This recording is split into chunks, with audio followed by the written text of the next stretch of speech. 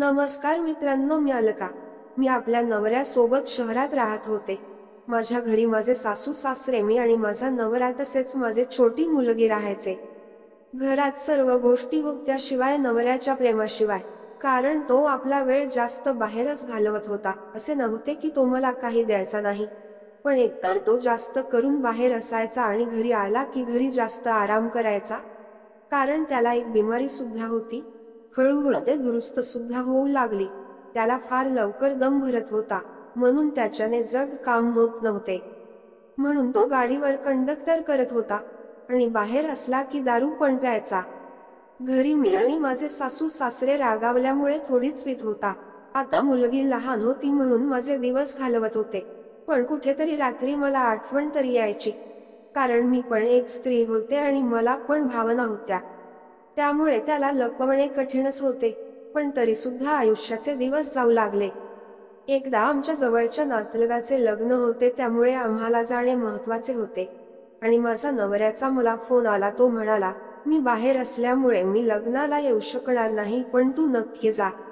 तर मी त्याला म्हणाले, मी एकटी कशी जाणार? तर तो म्हणू लागला, तुला एकटी जायची आवश्यकता नाही, कारण संकेत तुझ्या सोबत येत आहे. संकेत म्हणजे माझा भाचा. माझ्या नवऱ्याच्या बहिणीला हा एकुलता एक मुलगा होता. पाहायला फारच सुंदर, तसेच त्याचे विचार सुद्धा फार चांगले होते. तो कधी आला की माझ्याशी फार गप्पा गोष्टी करायचा, पण आता तो फार मोठा झाला होता आणि त्याला मी अनेक वर्षानंतर बघणार होते.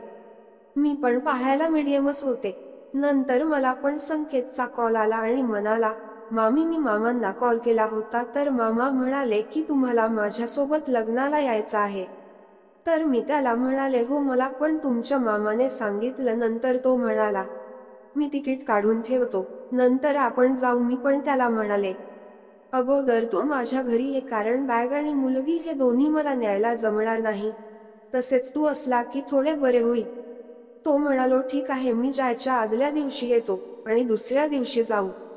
मी पण त्याच्या गोष्टी मान्य केल्या आणि आपल्या तयारीला लागले, कारण लग्नाला जायला 8 दिवस उरले होते.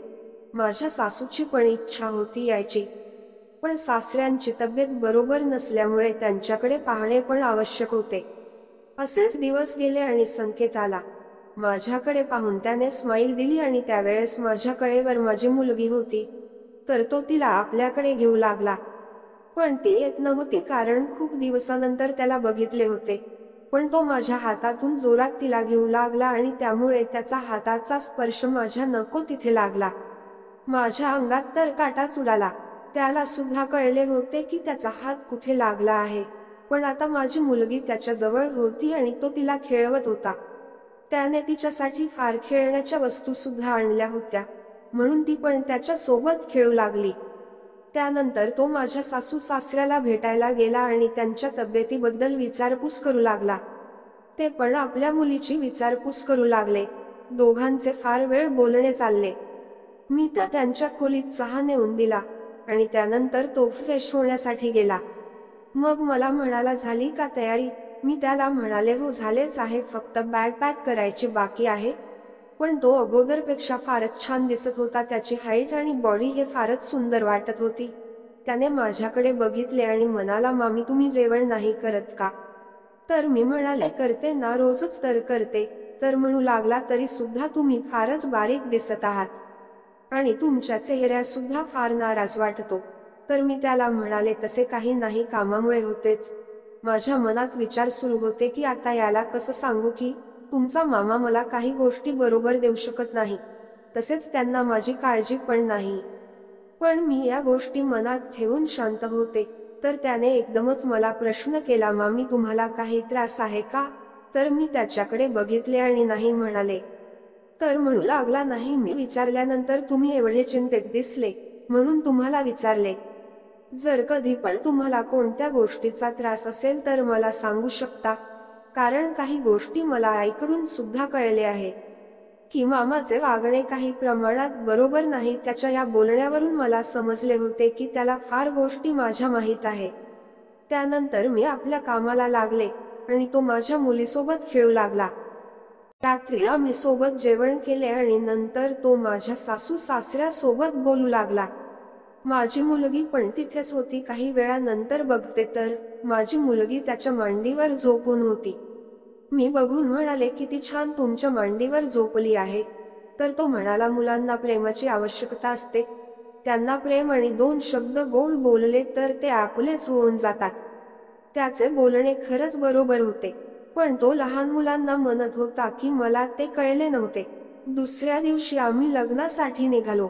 लग्न घरी पोहताच तो आपल्या कामात लागला आणि मी आपल्या कामात. पण तो मला नेहमी विचारायचा, मामी जेवण केले का? तसेच मुलीला जेवण दिले का? लग्नाच्या दिवशी मी छान तयारी केली होती आणि मी सुंदर दिसत होते. मी त्याला दिसले तर तो माझ्याकडेच बघत होता. काही वेळानंतर मी त्याला गंमतीने म्हणाले, तुला लग्नात कोणती मुलगी आवडत असेल तर बघ, म्हणजे तुझे पण लग्न करायला बरे होईल. तर तो म्हणाला, मला तर एकच मुलगी फार छान वाटत आहे आणि ती फारच छान दिसत आहे. मी त्याला विचारले, कुठे आहे ती, मला पण दाखव. तर तो मला एका आरशा समोर घेऊन गेला आणि म्हणाला, बघ ही आहे तीर्थरू आणि किती सुंदर दिसत आहे. आता मला त्याला काय बोलावे काही समजत नव्हते. पण त्याच्या मनात माझ्या बाबतीत काहीतरी सुरू होते. त्यानंतर आम्ही जेवण करत होतो तर त्याने एक गुलाबजामुन मला भरवला आणि म्हणाला, या गुलाबजामुन सारखीच तू गोड दिसत आहे. आज तो माझी तारीफ फारच करत होता आणि मला पण माझी तारीफ ऐकून छान वाटत होते. आमचे 2 दिवस कसे गेले काही कळलेच नाही. आम्ही जेव्हा स्टेशनवर बसलो होतो तेव्हा तो म्हणाला, मामी तू काही दिवस माझ्याकडे का नाही येत राहायला? तर मी त्याला म्हणाले, तुझे मामा आणि आजोबा असतात ना घरी? तर तो म्हणाला, आजी करू शकते स्वयंपाक. आणि राहिला प्रश्न मामाचा, तर मामा येऊन पण किती दिवस घरी थांबतो आणि त्याचे लक्ष पण आहे का तुझ्याकडे? तो असे बोलताच मी त्याच्याकडे बघू लागले. तर तो म्हणाला, मामी तू काही सांगणार नाही तर मला कळणार नाही असे नाही आहे. मला सर्व माहित आहे, पण मी तुझ्या तोंडून ऐकणार होतो, पण तू काही सांगितले नाही. मी त्याला म्हणाले, आता तुला सर्वच गोष्टी माहित आहे तरी सांगते, तुझे मामाचे माझ्याकडे काहीच लक्ष नाही आहे. एक तर जास्त बाहेर असतात आणि घरी आले की तेव्हा पण आपल्या कामातच राहतात. माझ्या सोबत बरोबर बोलत पण नाही. त्यांना मी बोलले, तुम्ही दारू नका पिऊ, अगोदर तुम्हाला दम भरतो, तर माझ्यावरच ओरडले. आता केव्हापर्यंत असेच चालणार आहे? कधी कुठे बाहेर पण घेऊन जात नाही. माझी पण इच्छा होते कुठे जायची आणि अनेक गोष्टी असतात ज्या कुणाला सांगू पण शकत नाही. त्या सर्व गोष्टी तुमच्या मामांना कळायला पाहिजे. मग आम्ही घरी आलो. 1-2 दिवस गेल्यानंतर तो मला म्हणाला, मामी आज आपल्याला बाहेर जायचे आहे. मी आजी आजोबा सोबत बोललो आहे. मी त्याला विचारले, कुठे जायचे आहे? तर म्हणाला, तुमची जिथे इच्छा असेल, पण अगोदर आपण मूवी बघायला जाऊ. मी त्याला हो म्हणाले, कारण खूप दिवस झाले मी मूवी पाहायला गेलेच नव्हते. मी छान तयारी केली आणि त्याला चला म्हणाले. तो आता पण माझ्याकडे बघत होता, पण बोलला काहीच नाही. त्याने मामाची गाडी घेतली आणि आम्ही जाऊ लागलो.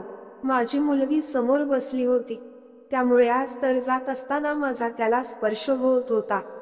रस्ता पण खराब होता तरी सुद्धा आज फार वेळा या गोष्टी घडल्या, त्यामुळे मला पण वेगळेच वाटत होते. त्यानंतर आम्ही मूवी बघत होतो. एकदा मूवी मध्ये असा सीन आला की त्याने माझ्याकडे बघितले आणि मी त्याच्याकडे. पण ते चित्र फारच अवघड होते आणि त्याच्या मनात काय सुरू होते हे त्यालाच माहीत. नंतर अजून एक वेळा पण तसेच झाले, त्यामुळे मला समजले की त्याच्या मनात काहीतरी आहे. मग आम्ही बाहेर आलो आणि जेवण केले. आज माझ्या आवडीचे जेवण मागवले होते. मी फारच खुश होते. एकतर खूप दिवसांनी बाहेर होऊन मूवी बघितली आणि फिरायला पण गेले. आता त्या दिवसानंतर तो माझ्याशी फार बोलत होता, तसेच माझ्या जवळ जवळ करू लागला. माझ्या कामात मदत करत होता आणि मला आवडेल त्या गोष्टी करू लागला.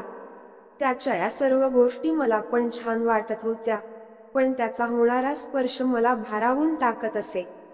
कारण त्याच्या स्पर्शामुळे माझ्या अंगात वेगळेच होत होते आणि आता तो माझ्यासोबत गंमत पण करायचा. एकदा मी त्याला म्हणाले, काय करत आहात? मी मामी आहे तुमची.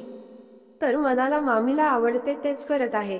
त्याच्या या बोलण्यावरून आता सर्व समजले होते, पण त्याने केलेल्या गोष्टी मला पण छान वाटू लागल्या. त्याचे वागणे वाढू लागले आणि मला त्या गोष्टीचा आनंद येऊ लागला, म्हणून मी पण काही म्हणत नव्हते.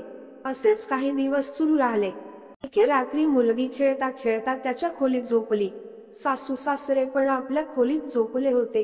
मी पण रात्रीचे कपडे घालून लेटून होते आणि तो आला तर माझी स्थिती थोडीच वेगळी होती आणि माझे डोळे लावून होते. पण आवाजामुळे मला समजले की कुणीतरी माझ्या खोलीत आले आहे. मी थोडे डोळे खोलून बघितले तर तो माझ्याकडे बघत होता आणि काही वेळानंतर त्याने मला मामी म्हणून आवाज दिला. मी उठले आणि त्याला विचारले, तुम्ही केव्हा आले? तर म्हणाला, आताच. माझी मुलगी झोपली होती आणि तो येऊन बाजूला बसला. त्याचे लक्ष वारंवार माझ्या बऱ्याच ठिकाणी जाऊ लागले. मी त्याला म्हटले, मी आज खूप सुंदर दिसत आहे का, की एवढा माझ्याकडे बघत आहे? तर तो म्हणाला, मला तुम्ही नेहमी सुंदर दिसता. त्याच्या डोळ्यात एक वेगळेच दिसून येत होते. मला पण आता भलतेच वाटत होते. मी त्याला विचारले, आजकाल तुमचे वागणे बदलूनच गेले आहे. तर म्हणू लागला, तुम्हाला नाही आवडत का माझे असे वागणे? तर मी त्याला म्हणाले, तसे नाही आहे पण. तर तो बोलला, पण काय? आता मी शांतच होते. तो अजून जवळ येऊन एक हात आणि म्हणाला, मला माहित आहे तुम्हाला माझी गंमती फार आवडतात. मी त्याच्याकडे बघत होते आणि त्याचे हात आपल्या कामाला लागले होते. त्याच्या या गोष्टीमुळे माझी अवस्था बिघडत चालली. मी आता त्याने केलेल्या त्या गोष्टीची आस्वाद घेऊ लागले आणि मला पण फारच आनंद होत होता. आता आम्ही हळूहळू एक होऊ लागलो आणि आज मला हवे ते तो देत होता. आज माझ्या मनातल्या पूर्ण गोष्टी एक एक करून पूर्ण करू लागला. त्याची पद्धत पण एवढी चांगली होती की माझ्या चेहऱ्यावर त्याची खुशी दिसून येत होती. त्याने मला विचारले, मामी तुम्हाला छान वाटत आहे ना?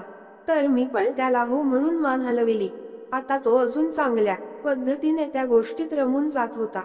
आज तर आम्ही वेगळे होण्यास तयार नव्हतो आणि फार वेळ अनेक गोष्टींचा आनंद घेतला. त्यानंतर झोपी गेलो. दुसऱ्या दिवशी पण तो काही ऐकायला तयार झाला नाही. मग काही दिवस राहून तो म्हणाला, आता मामी माझ्या घरी चला, काही दिवस तिथे राहा, तुम्हाला पण बरे वाटेल. त्याने आपल्या मामाला तसेच आजी आजोबांना विचारले आणि त्यांनी सुद्धा परवानगी दिली. आम्ही आता त्याच्या घरी जाणार आहोत. तो काही दिवसासाठी आला होता पण मला फार मोठा आनंद देऊन गेला. अशाच अनेक कथांसाठी चॅनलला सबस्क्राईब करायला विसरू नका. धन्यवाद.